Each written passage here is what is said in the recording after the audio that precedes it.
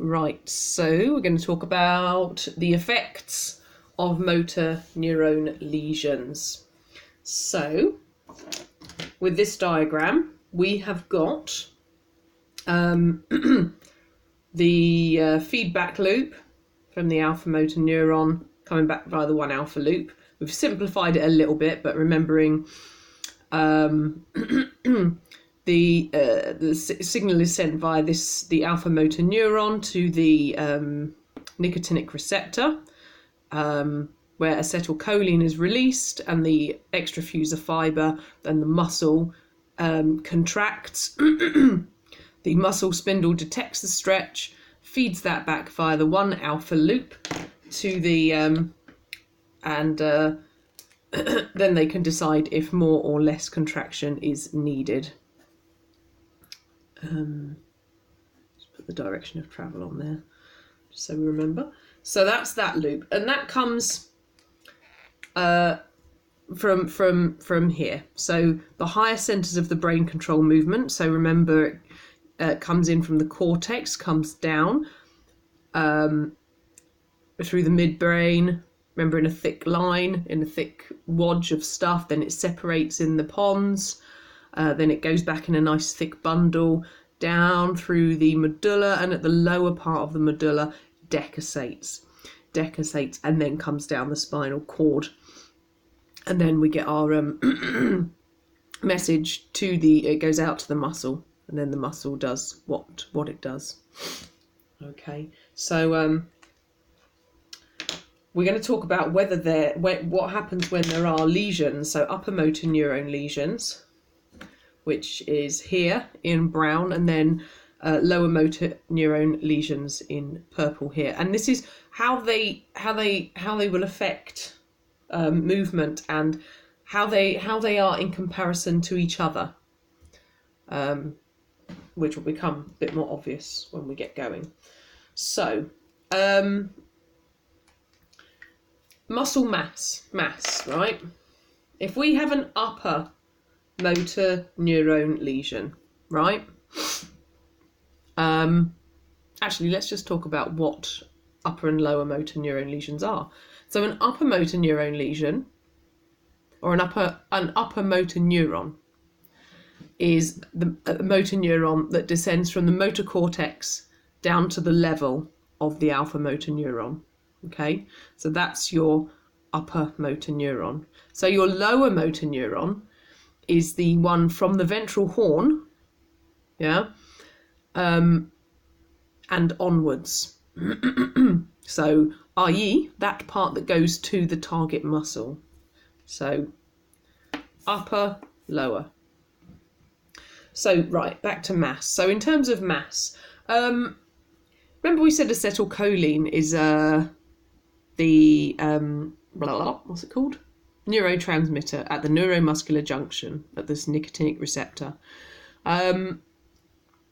So acetylcholine is always dripping, in inverted commas, it's always dripping over the NMJ when the muscle is at rest. Okay? So if you've got a lower, excuse me, if you've got a lower motor neurone lesion, that isn't going to happen. You won't get that neurotransmitter dripping because this is effectively severed.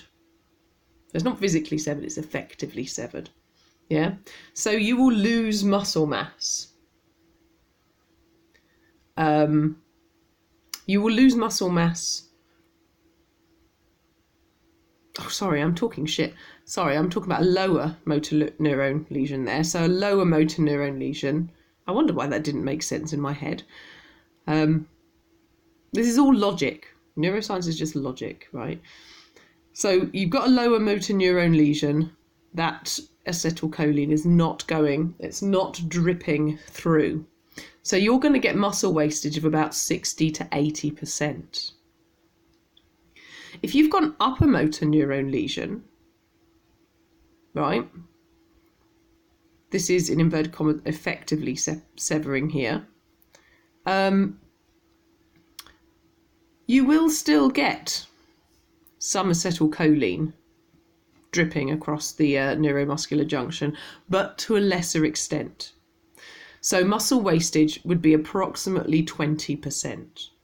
So we can say, in terms of an upper motor neuron lesion, you would have a greater mass than if you had a lower motor neuron lesion. Yeah?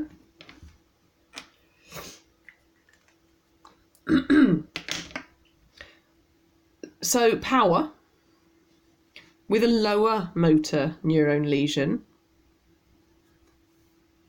you would have reduced power, because if that is severed, in inverted commas, there is no signal to that extrafusal fibre. Okay? If you had an upper motor neuron lesion, yes, severing here, you'd have more power than you would if it was a lower motor neuron lesion, but you'd have less power than if no lesion was present at all. So power with an upper motor neuron lesion, we'd have more power than if we had a lower motor neuron lesion. And then tone, so muscle tone. And this goes on the same principle of the dripping acetylcholine. It's the same thing. So essentially, so you'd have reduced tone in a lower motor neuron lesion because you don't get that dripping, so 60% 60 to 80% loss. And you'd have reduced tone in an upper motor neuron lesion, but less so. It would be to a lesser degree. Okay. And reflexes. So a lower motor neuron lesion, if that was there, you would have no reflex in this extrafusal fibre, would you? Because that is severed. There's no motor impulse going to it. Right? So you'd have no reflex in this particular extrafusal fibre. However, a whole muscle, which is lots of extrafusal fibres, you may have some reflex, but it would be reduced. You'd have reduced reflexes. This is why in clinic you compare left and right. Yeah, because you're looking at reduced reflexes, which could be indicative of a lower motor neuron lesion. So if you had an upper motor neuron lesion, you'd have more reflexes than if you had a lower motor neuron lesion. But what you'd not have any control over it. But you'd have no control over it because of this lesion. Remember, the higher centres of the brain control movement. So you'd have no control over that reflex. So you might have what's called clonus, which is a shaking, so an involuntary muscle contraction. So you test the reflex on the knee, which should go dong like that, and it goes so it's just this involuntary shaking.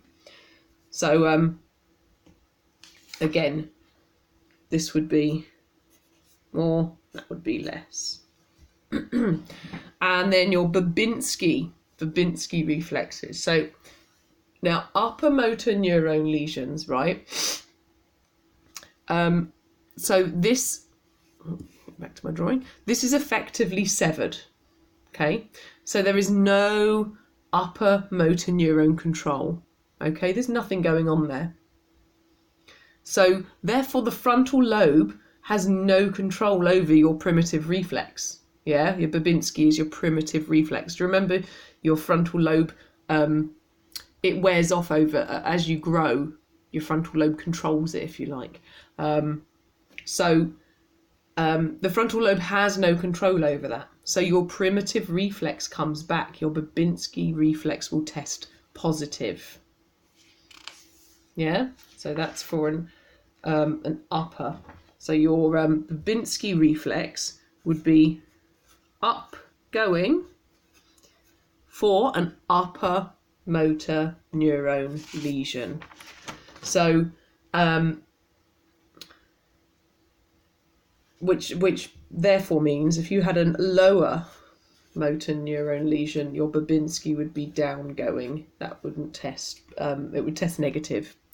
So testing the Babinski is a very effective way of testing whether there is an upper or a lower motor neuron lesion.